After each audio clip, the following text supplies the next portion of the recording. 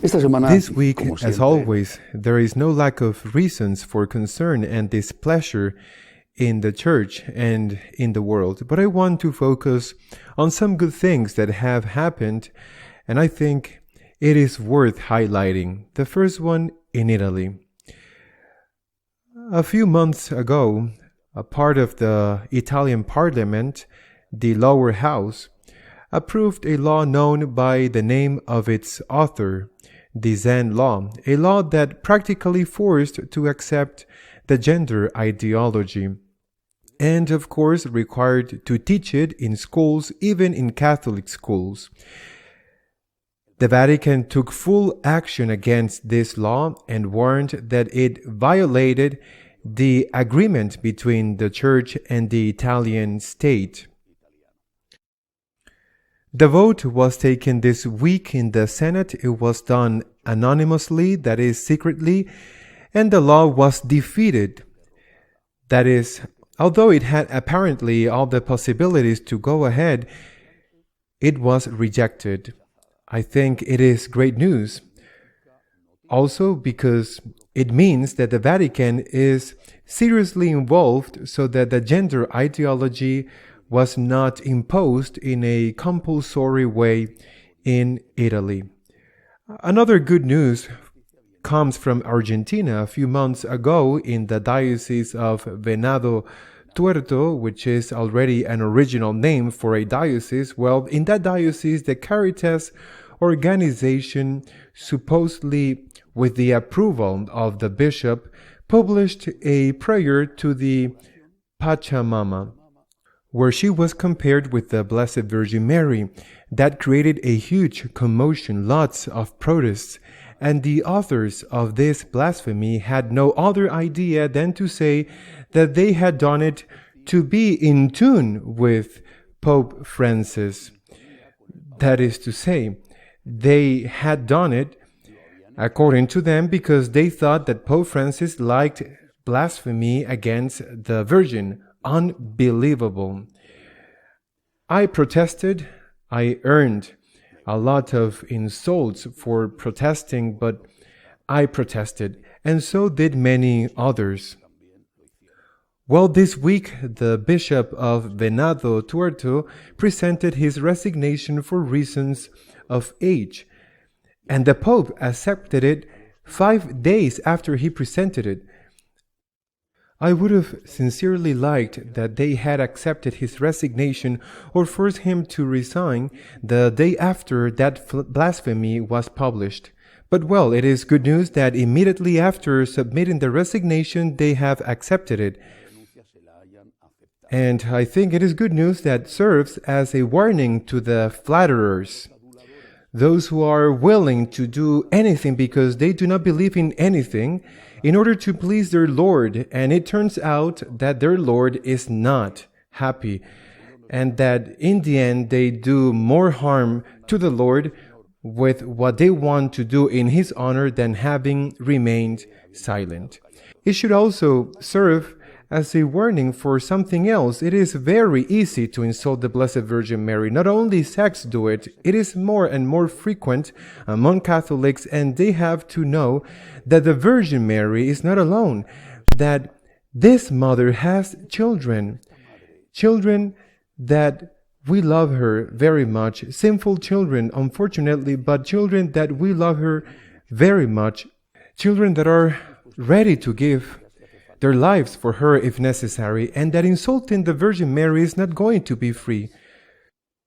So it is better that the Virgin Mary be left aside with their paranoia and their blasphemies, because insulting her will always have consequences.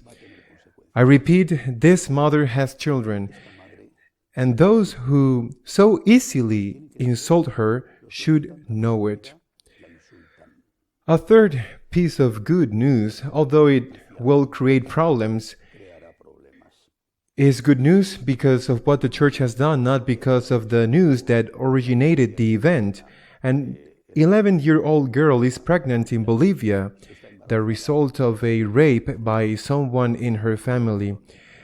The good news is that the Church has given all her support to the girl, and that the girl, with the support also of her parents, has decided to carry on with the pregnancy and not to undergo an abortion. And that is where the fierce demon has been unleashed. Because the government, which we already know what line is that government of Bolivia, has said that the girl has to have an abortion. And the church has confronted the government.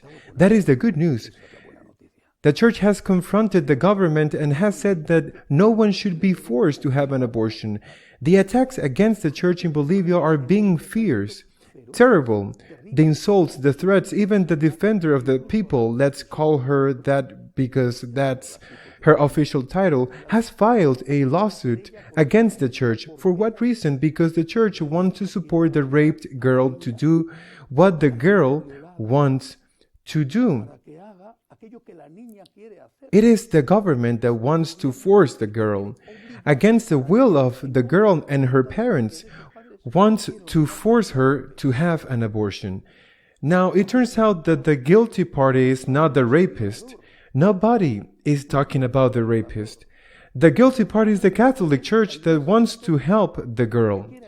The girl does not want to have an abortion. The church wants to help her. It is even willing to take care of the child when it is born. It turns out that the church is the guilty party. It is that the abortionists reach an extreme of madness and paranoia in their hatred against life and against the church that they fall into absolutely ridiculous extremes. The church does nothing but say, respect the will of the girl. She does not want to have an abortion. And the government says instead we must force her to have an abortion. And because the church wants to support her in her decision, the church is the bad one, not the rapist. The church is the bad one, and the attacks go against the church.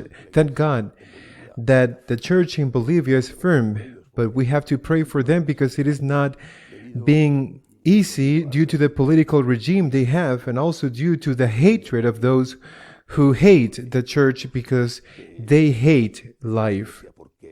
And since we are asking for prayers, I would also like to ask for prayers for Cuba. This week, a group of Cuban Catholics have come as close as they have been allowed.